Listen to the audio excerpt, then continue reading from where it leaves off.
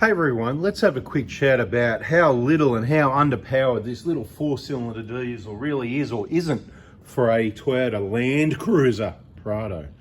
Okay, so firstly, hey everybody, it's Anthony 4x4 Diesel. You know the deal. We work on the 1KDs, we like them, and look, you know, quite loosely at the moment over the last few years, whether I'm talking about the 1KD or the 1GD, oh, you know, it's a four-cylinder engine in a four-wheel drive and it's undersized. Now, a lot of people say, you know, it's gutless and it's small and it's undersized and it's got no, you know, let's just have a look at exactly what it has got, some kilowatts and some torque, and compare to some other engines, because in brief, all I want to say is, to be quite honest, it makes actually really good power and torque for the size of the engine. And it's no surprise when it's not running in peak condition, or if you're trying to push and get a bit extra out of it, you know, those chips and tunes, the more you push, sometimes you don't know. We've talked about that before, you know, you've got the tune, but I wasn't even really I don't drive it hard and all that. That doesn't work, because the way it's tuned is you're not driving it hard, it's driving it hard. Now, let's just rewind a little bit. So let's go back to, you know, when I started driving vehicles, you know, what was that, a few decades ago? Yeah, getting old maybe. XE Falcon, 6-cylinder, 4.1, the 250 cubic inches of displacements.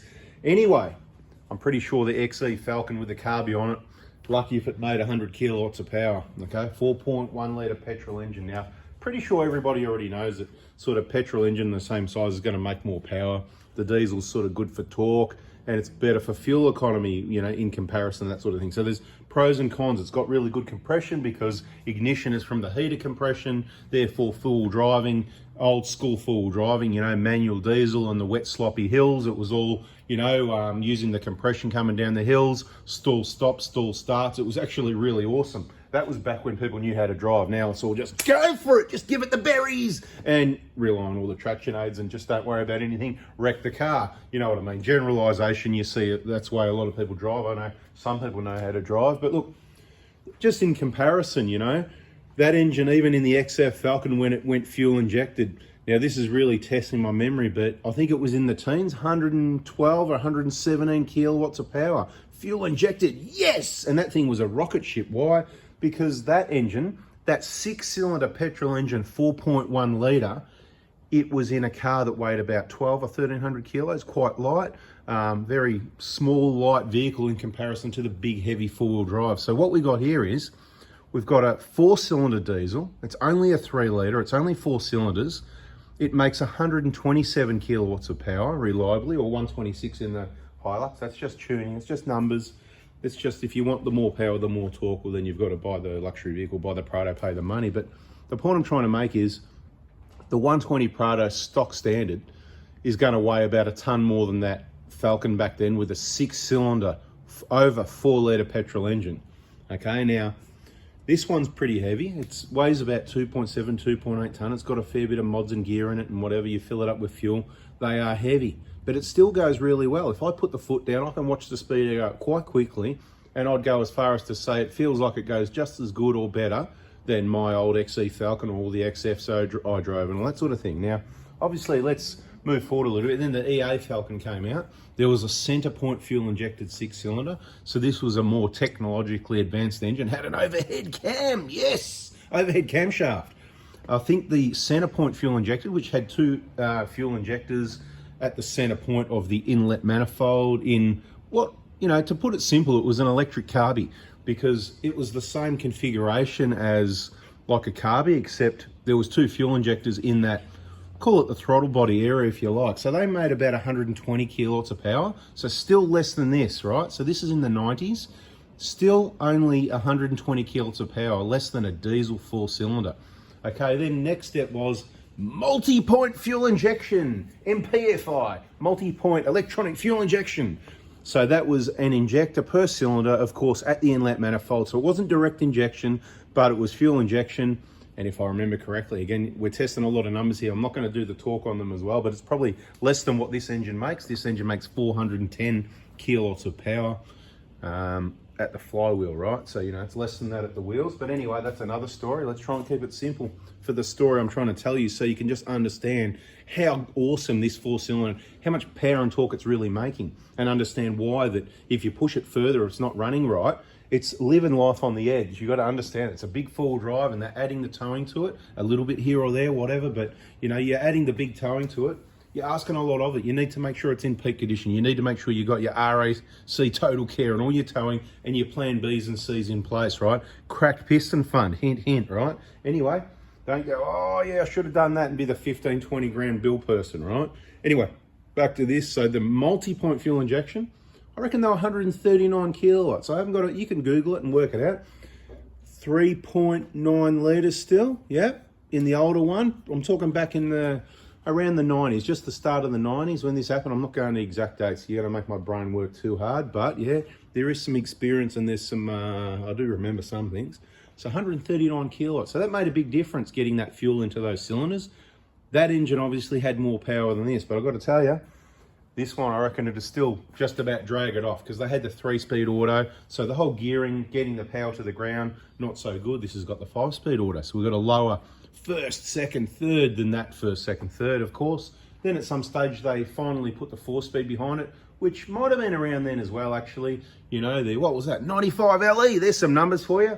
And replacing the Water 35, the 40, whatever it is anyway, right? The old 3-speed, right? These transmissions, they were all problems. Now, the 4-speed electronic controlled transmission, it was a lot better. But what was really good is when they just bought it out a little bit. That was the EB Falcon, the 4-litre. When the 4-litre came out, but that was a good engine. I mean, they still had the head gasket problems they always had. You know, you've got cast iron down here and alloy up there, and they didn't work out for a long time, but you need that awesome stainless steel head gasket. That happened in the AU Falcon.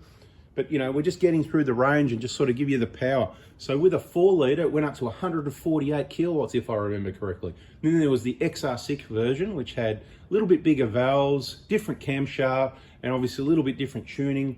And that was 161 kilowatts in the ED, and then in the EF, 164 kilowatts. Why 164? Well, it actually made more power, but they had to detune it a little bit because the V8 was only 165 kilowatts. And you know what, if they ever want to sell a V8 again, it's a bit like the 126 in the Hilux and the 127S. And my point is, even at 148 kilowatts, in a car, back then, the EB Falcon, the 4-litre, I reckon you'd find it was about 1,400 kilos for a GLI, you know, sedan.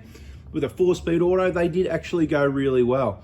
But up until probably 100, 150 Ks an hour, I'm pretty sure one of these Prados, in a stock standard form like the Falcon would be, it's not going to have a bull bar, a storage system, heavy duty side steps, roof racks, and blah, blah, blah. I could go on, but put a stock standard one of these in a good condition as a 1992 EB Falcon 4-litre, 148 kilowatts, 6-cylinder engine with a massive camshaft, and I'm pretty sure this is going to keep up with it. So just understand that this 4-cylinder engine, and even the 1GD is even more highly strung, a smaller engine, more highly strung. It might turn out to be a good engine. Certainly the pistons are a completely different design on the 1GD.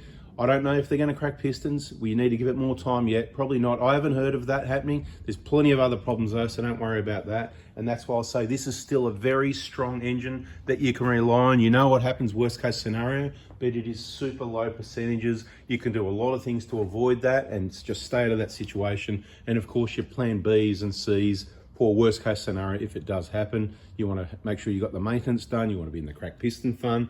You want to make sure your contribution's right so that, yep, you can get a free engine. Now, it's not an insurance company. There's no guarantee. It's just like-minded people that have done the maintenance, that watch the videos, that understand what's going on. But I just want to be really clear. It's a 4-cylinder engine. Yes, you are correct. It is undersized for the size of the vehicle, in my opinion, and I'm sure most people would agree. But however, because of the amount of power it does make and the torque it does make, it drives really well, especially in the stock standard form. The more weight you add, the more roof rack, snorkels, bull bars, light bars, you know, spotlights, bash plates, heavy duty side steps, winches, you know, it just keeps going on. You've just added half a ton of extra weight and damaged the aerodynamics of the vehicle. The whole dynamics has changed, the way it drives. So just think carefully. So this video covers a lot of different topics, really. There's a lot of information here. It's not just about having a think about how highly strung it is, understanding that situation. I still believe it's an awesome engine for the size of the vehicle. I've got two 1KDs, We've got 1KD, they'll come and go. That's just a, you know, that's just a play car, you know, have it a bit, learn a bit, see what they do a bit, get rid of it a bit while it's under warranty a bit, right? So like I said, stick with the 1KD, last of the best. That's what I do. Bada bing, bada boom. It's up to you what you want to do. I'll let you know when there's a better vehicle to buy. Anyway, that's today's video. I hope you liked it. If you did, hit the like button, subscribe, turn the bell on if you're not already, and bada bing, you will get a ding when the next video comes out and some more information for you. Thanks for listening. Let me know in the comments what you think. I mean, it's pretty straightforward. It's pretty easy to understand, isn't it? You know, isn't it? Is it or not? Anyway, have a nice day, people. See ya.